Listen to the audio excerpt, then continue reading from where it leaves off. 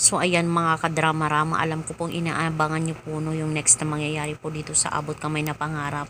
Dahil sobrang nakaka-tense na nga po no, at saka nakaka-excite na nga din po talaga yung every episode na pinapakita talaga ni director dito sa Abot Kamay na Pangarap. At alam naman po talaga natin na malaki talaga yung pagdududa talaga nila Giselle, nila Lynette, nila Annalyn at saka nila RJ. Abot talaga sa pagkatao nitong si Morgana.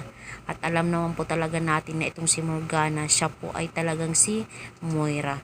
Talagang ipinapakita lang niya talaga na hindi siya naapektuhan, lalong lalo na yung time na nagkita talaga sila ni Zoe, na talagang grabe talaga yung emosyon na naramdaman talaga ni Moira no dito kay Zoe, dahil sabi pa nga niya matagal na daw niya itong hindi nayayakap, di ba?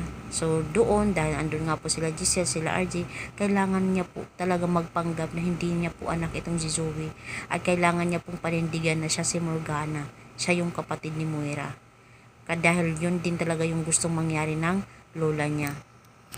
So ngayon mga kadrama, ito po yung gagawin nila Giselle para magkaalaman na po, dahil alam naman po talaga natin ano yung nung isang araw na talagang pinagplanuhan ni Chang Sosan talaga na pumunta doon sa libingan para tingnan yung kabaong ni Moira, kung si Moira nga yung nandoon.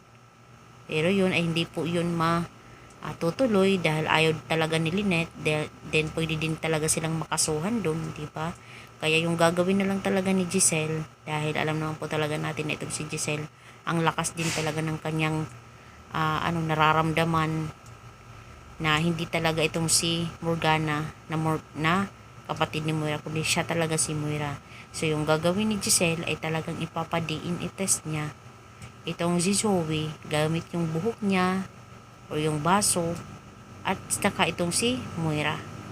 Doon talaga, pag once talaga na ipadiin i-test ito ni Giselle at saka nila Annalyn, nila RJ, talagang malalaman na talaga nila yung katotohanan na tinatago talaga ni Morgana itong si Moira, diba? As Morgana, no? Pero siya talaga si Moira. At dahil po dito, pag nalaman nila Giselle, makita talaga nila yung DNA test result, ay talagang ipapakita nila talaga ito kay Morgana. At saka itong si Morgana as Moira ay talagang magsisinungaling na naman. Sasabihin na naman na hindi niya anak si Zoe at hindi siya si Moira, dahil pinaninindigan talaga niya na siya si Morgana.